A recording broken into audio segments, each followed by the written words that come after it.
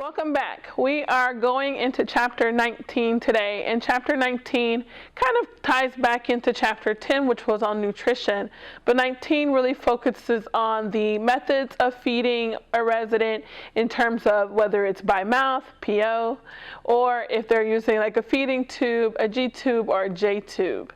As a CNA, you are not responsible for the G tube or the J tube, but you will definitely see it, and you will have an expectation that you know what to do when you're working with residents who have tube feedings. This is called a kangaroo pump, and when the pump is on, you can see kind of just the different labels that are associated with this pump. And as a CNA, you really shouldn't make any adjustments to this device.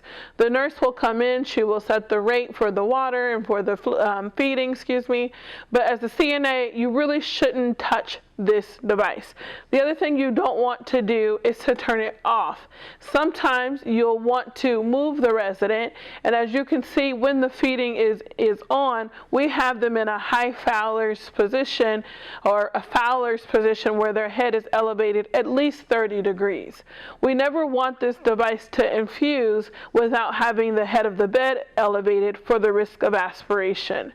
So let's say you come in and you want to turn this resident and you want to change their brief or depend, then you would need to put the pump on hold. So you would hit the hold button, and that will give you roughly 2 minutes to turn the resident and do the things that you need to do with the head of the bed down. I like to advise CNAs to push the hold button, because if you push hold, then it will give you a prompt should you forget to turn the device back on. So there's a hold button and then a run button, and you'll see on the floor that the CNAs are only pushing hold, they do what they have to do, and then they hit run. Some facilities will have really strict policies where they won't let you touch it at all. They'll have the nurse come in to hold it. They'll have the nurse stay and hit run on it. But what you definitely don't want to do is turn it off. If you turn it off, you may forget to also turn it back on, and then the nurse will think that her or his feeding is infusing, and they'll come in and recognize that that pump's been off for extended periods of time.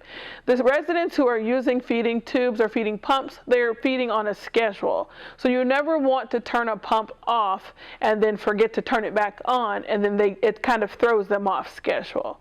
So that's a kangaroo pump. Again, you should not really be touching it, but if you are turning a resident to assist with the brief change or maybe a bath or dressing, you may need to put it on hold. It will beep at you if you take too long and prompt you to also hit run so that it begins to infuse again. And then remember, we keep their head elevated at a 30-degree angle at a minimum when the pump is infusing.